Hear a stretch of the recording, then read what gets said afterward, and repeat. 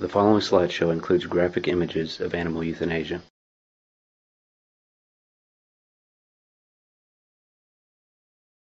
One of the lasting images many people have when they think about an animal shelter is that of a cute young family adopting a bubbly little puppy.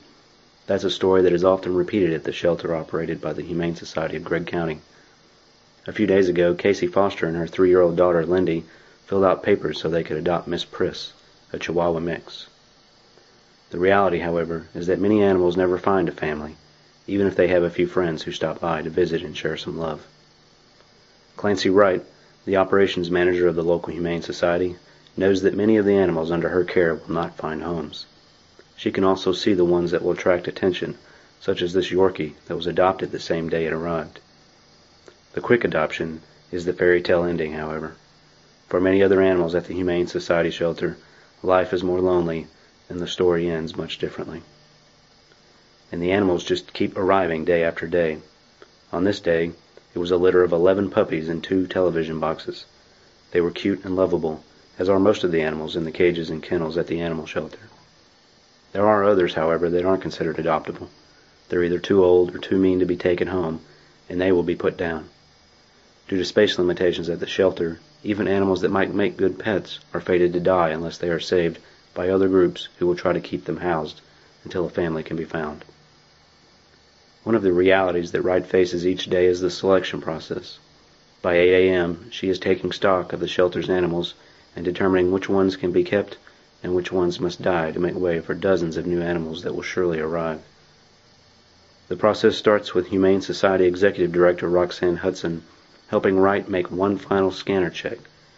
They want to make sure the animal doesn't have an embedded microchip that could possibly help locate an owner before they administer a product specifically manufactured for euthanasia.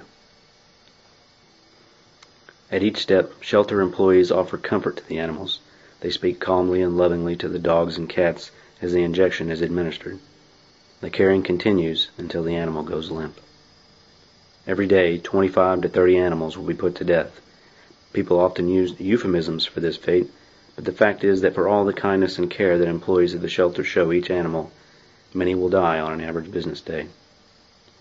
The employees work in an almost assembly line style. Wright prepares her next syringe while waiting for a staff member to bring in the next animal. With small animals, it is difficult to find an artery, so Wright must inject them in the stomach. It takes longer for the drugs to take effect and requires a larger dose. Even after the lethal injections have all been administered, Wright and other shelter employees must monitor the animals to assure that they are dead and not simply unconscious. Syringes are injected into their hearts in an effort to see if there is still any activity in their vital organs. Once death is confirmed, the animals' remains are bagged and left for the Longview Sanitation Department to pick up and deliver to the landfill. Shelter employees take no joy at all in this aspect of their jobs. They are animal lovers and say that nothing gives them more joy than to place an animal in a loving new home.